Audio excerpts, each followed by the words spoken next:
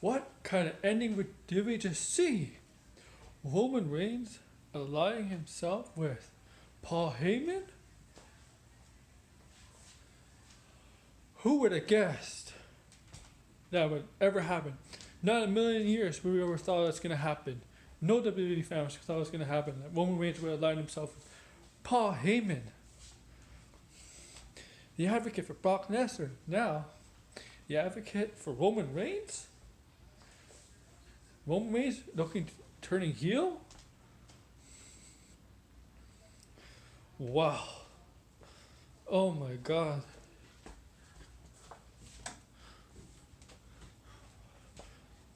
Oh, I'm shocked. I'm sure you guys are shocked. I mean, I never see that coming. And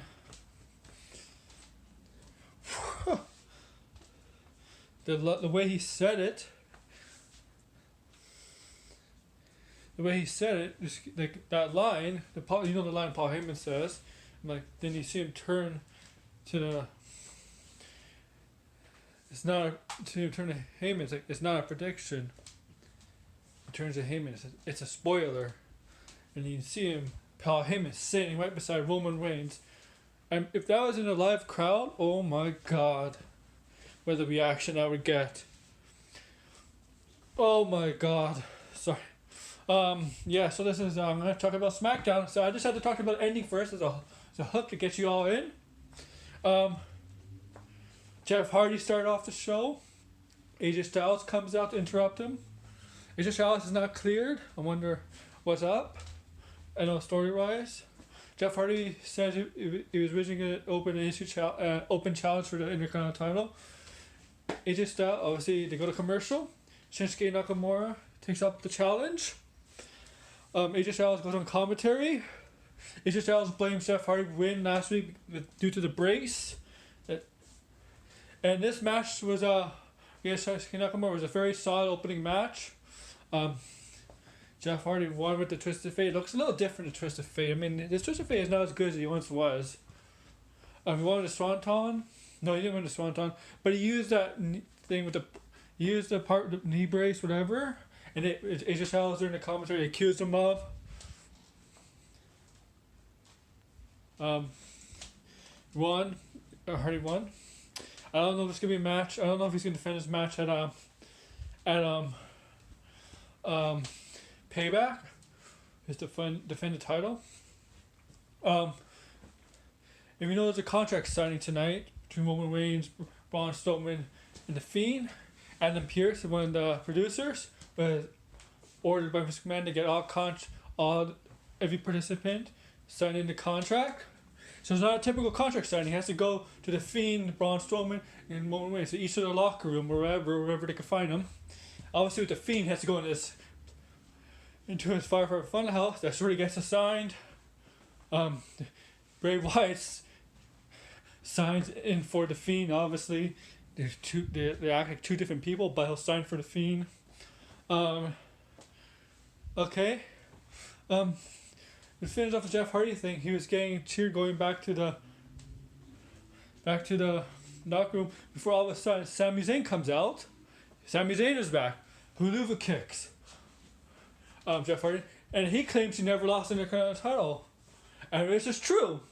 He did not lose the title at all, so he has a rightful claim to that title. It's true. So what else had happened? Okay, we had Matt Riddle versus not versus King Corbin, but Chad Gable, and Matt Riddle won. And now King Corbin was out to attack Matt Riddle, but Matt Riddle was ahead of him and got dogged out Corbin out of the ring, whatever. And now there's a confirmed match between Matt Riddle and King Corbin at Payback. We all knew that. I think we all knew that. It's gonna be obvious since they didn't get that match at SummerSlam. It's gonna be a Payback. Okay. We got a backstage segment. The Big E and the Miz about that talking smack last week. Okay. It resulted into the backstage Big E talking to Miz and Morrison, and all of a sudden Sheamus joins them, and then Heavy Machinery joins Big E. So it's gonna be Big E and them, Heavy Machinery versus Miz Morrison, and Sheamus in the main event. All right.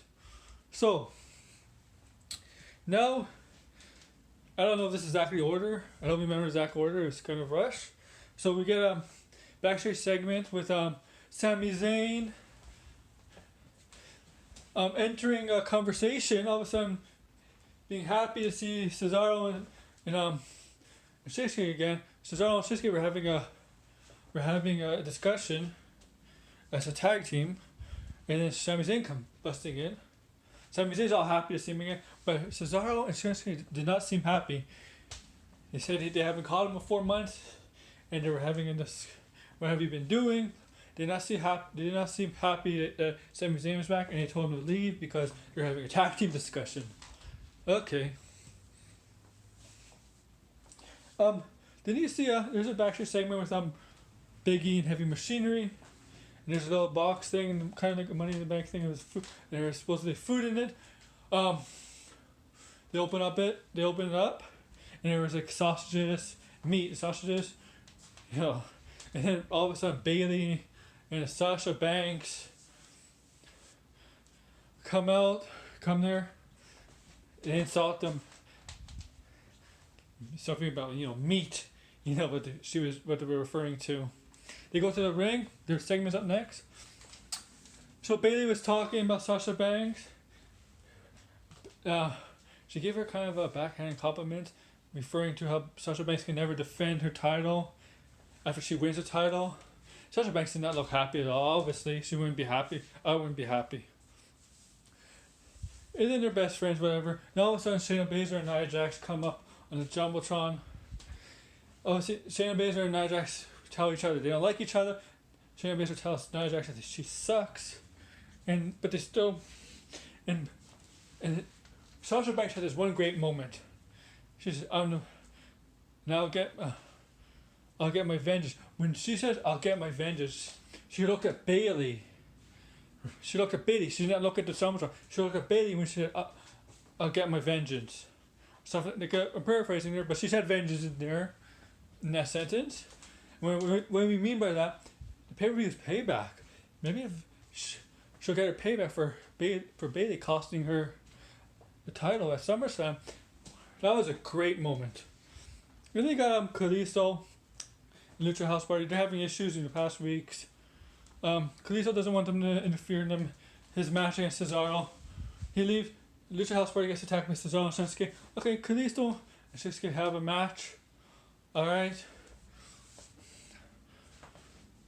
Cesaro wins, obviously. Because the Lucha House Party gets involved and gets Kalisto distracted and Cesaro gets the pin. 1, 2, 3. The Lucha House Party has issues once again. And Cesaro tries to keep the peace. Okay. There's a segment where Drew Gulak was confronting Adam Pearce, but he wanted a match against Braun Strowman. I don't know why. He's nuts. He tries to do anything. He gets a steel chair, and Braun Strowman was catering, hits Braun Strowman in the back with the chair. Obviously, that gets the reaction. It wouldn't affect Braun Strowman. Gulak quickly gives the chair to Adam Pearce. Braun Strowman goes up to Adam Pearce. Adam Pearce from the sign it, and Braun Strowman demands a match with Gulak. And Pearce agrees to it. So we have a match between Drew Gulak and Braun Strowman. Strowman beats the living hell and pretty much squashes Drew Gulak. After it's done, he comes up, walking up the entranceway. Pearce is there to join him. And Pearce is there to join him. Gives him the contract. Braun signs it. Shoves the contract into Pearce's stomach. Walks back. Alright. There's a segment with Tamina talking to Nikki Cross. Nikki Cross is worried about her friend Alexa. All of a sudden, as they're talking, Alexa comes in with pigtails, pink at each end of the pigtails. Like Harley Quinn, except Harley Quinn has pink and blue, but you get the idea. So everything was going fine, everything was fine, and then Nikki just mentions the Fiend, and then Alexa Bliss just snaps and takes that cup and smashes it against the ground. So what I'm thinking here is it's kind of like a Joker Harley Quinn situation. Harley Quinn falling for the Joker, and maybe it looks like Alexa is falling for the Fiend. Yeah, I know Alexa Bliss is a huge fan of Harley Quinn, so this might be the route they're going here, where Alexa Bliss is falling for the Fiend, Bray Wyatt. And we got main event time. The match is going on. During the match, Sheamus is outside ringing the bell. I don't know what. Obviously, this is a match to get Big E over because they're going to build him up. Sheamus gets a tag, but the ref doesn't see it, and Sheamus just snaps on his own team, dishes his own team, causes his own team, where Big E and Heavy Machinery wins the match in the main event. Right? And after that, all night, Pierce has been trying to get Roman Reigns to open the door to sign the contract. He goes back to Vince McMahon when he has 2 out of 3, so he wasn't happy with that. He wasn't really happy with that.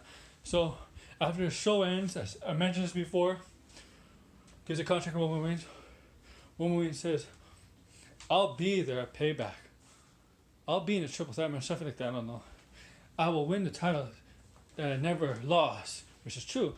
He had to give it up because of his cancer situation in 2018. And then the classic line, "It's not a fact. It's a spoiler." And you see him turn around to Heyman. Well, he is a spoiler when he turns around to Heyman. You see Heyman next to him. So it's like, since Brock Lesnar can be around, Heyman has his new client apparently, Roman Reigns. So Roman Reigns sell his soul to the devil? I don't know. Let's find out. So, alright, I don't know. This SmackDown was okay. We'll see where we go from here. Like, comment, subscribe below. Thank you.